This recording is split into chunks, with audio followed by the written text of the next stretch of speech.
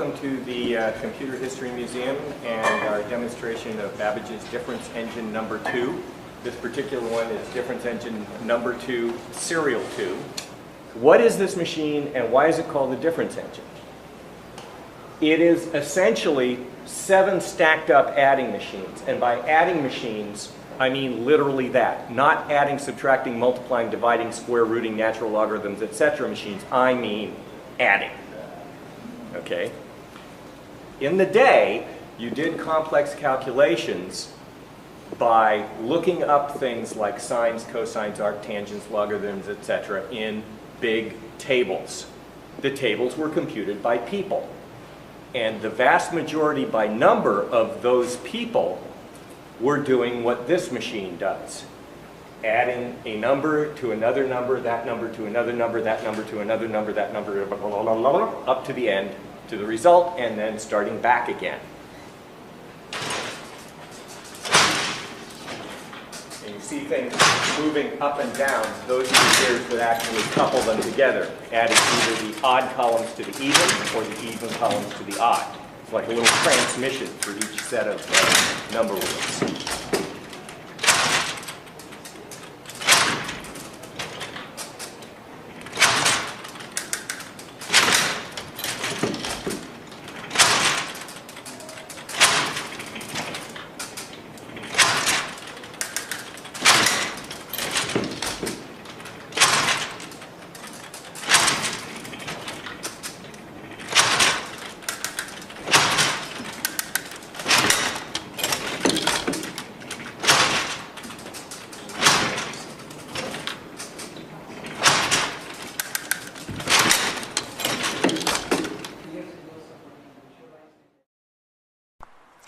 Well, this is the oldest single artifact in the Core Store collection. It's an IBM 083 card sorter. It's not a computer, it doesn't even hook up to a computer, it's purely a standalone device for sorting old punch cards. 1950s technology. Purely mechanical, well, electromechanical. The cards go in here, they're sorted through here, and they're stacked according to the sort criteria in these output hoppers. It's programmed just with switches, knobs and wires. When I say 1950s technology, I mean it. It's inside.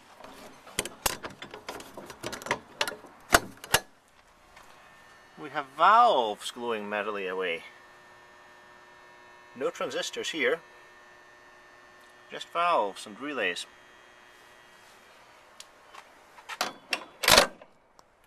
Most remarkably of all, it works.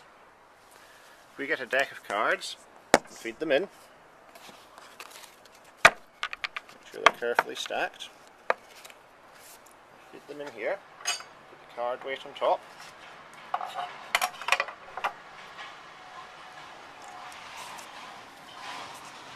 we set sort on, we'll do the card count too.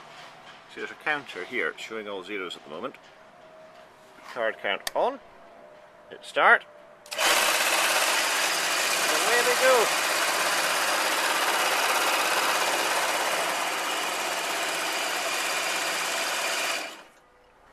All done, except for the last one, which is hang up. And let's say 93 cards, very useful if you need to count your cards. I'll take these guys out, I'll run this again for a different demonstration.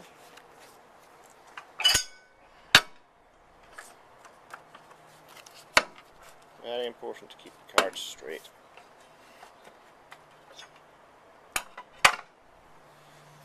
Try that again. This time I'll open the cover, I'll hold down the safety switch, and you can see all the belts and things whirling around.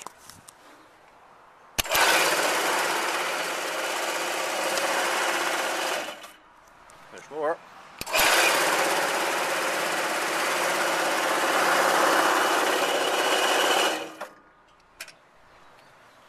That is really old technology. The 083 card sorter. Feed. Register. Now let's type hello world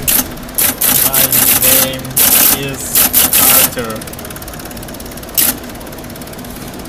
Today is a crazy. Bye, guys.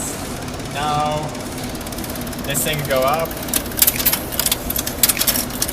and ta-da! In this video we're going to have some fun and use this reel-to-reel tape deck right out of the mid-70s to load 8K BASIC into our ALTAIR 8800 through the cassette interface board that's in the computer. Now this tape deck allows us to listen to the audio at the same time that it's being routed to the ALTAIR. We're doing that through the headphone jack here. Got a nice pair of Radio Shack Archer cheap headphones right out of the actually early 70s. It's interesting to listen to the data as the tape boot process loads because you can hear the transitions and things that are going on, and I'll point that out as we go through this.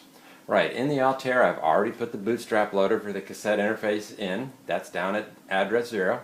Alright, so let's go ahead and first we'll examine address octal 400.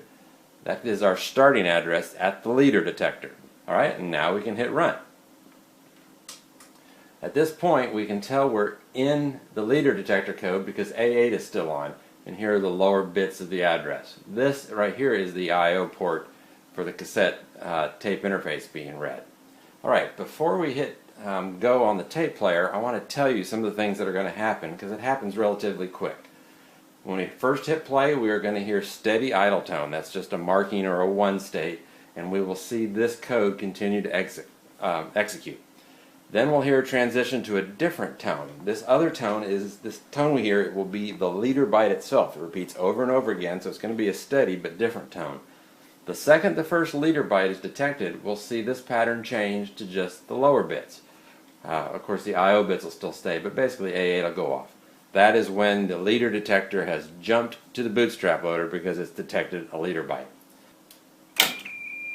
There's our idle tone. That's just a marking state of 1s, and we're in the leader detector.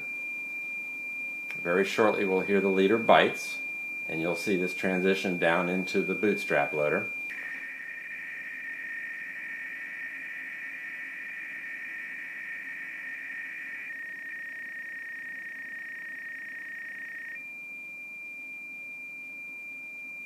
Alright, that's the end of the boot process. You saw, I'm going to go ahead and pause this tape.